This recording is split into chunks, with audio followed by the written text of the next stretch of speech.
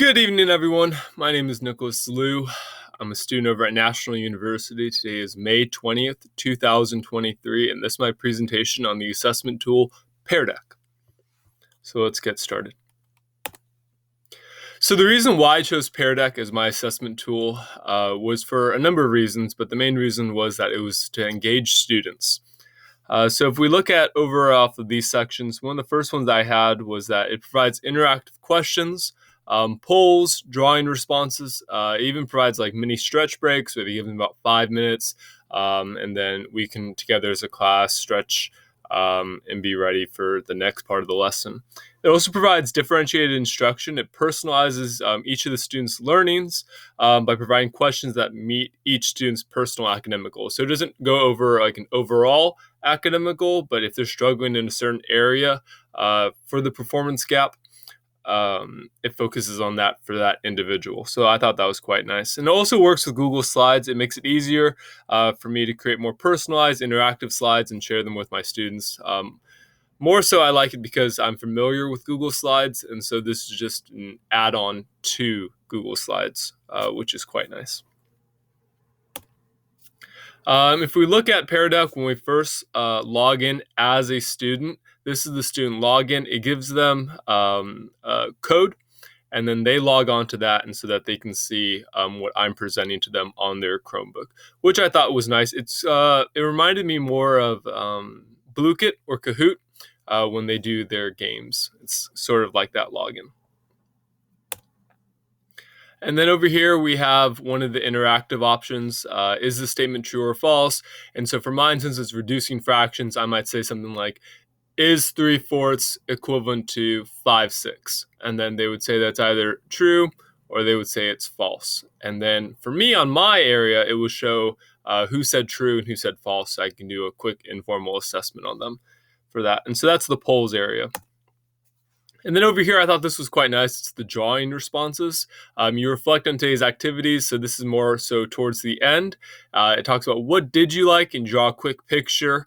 Or you could just type it out. What didn't you like? What was easy? What was hard? And of course, the stuff that was hard for most students we'll go over as a review as well. So I thought that was quite nice.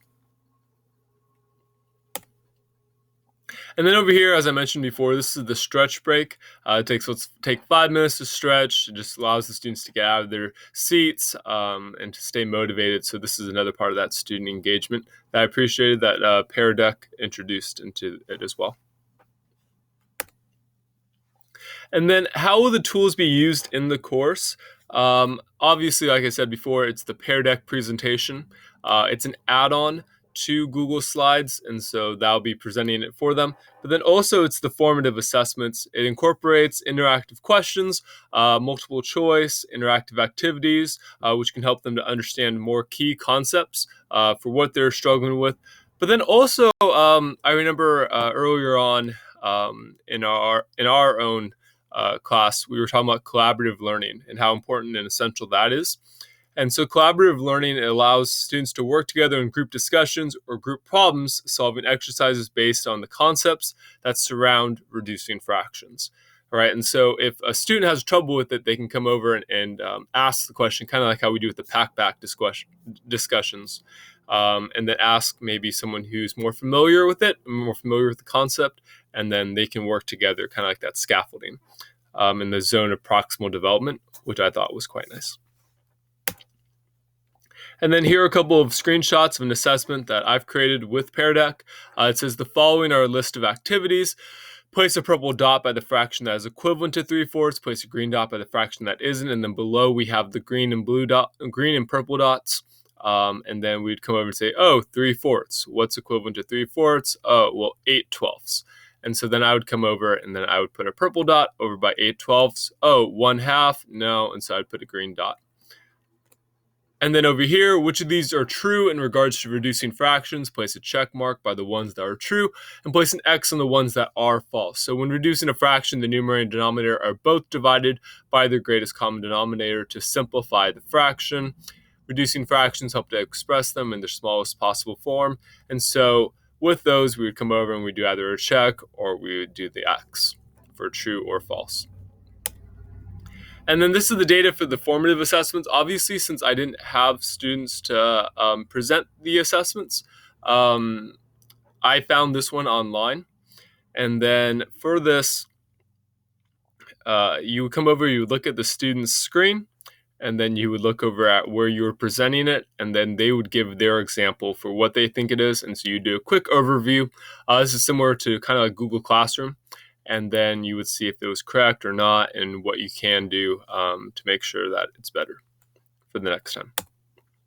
Accessibility issues. There were quite a few accessibility issues, and that's with any type of assessments, but this one was visual impairments, hearing impairments, and motor disabilities, which I thought they might encounter. So the visual impairments is because the content on Pear Deck relies heavily on visual imagery, as you saw before, right? You're drawing stuff, you're picking either true or false, right? And so if a kid is visually impaired, this can be quite an issue.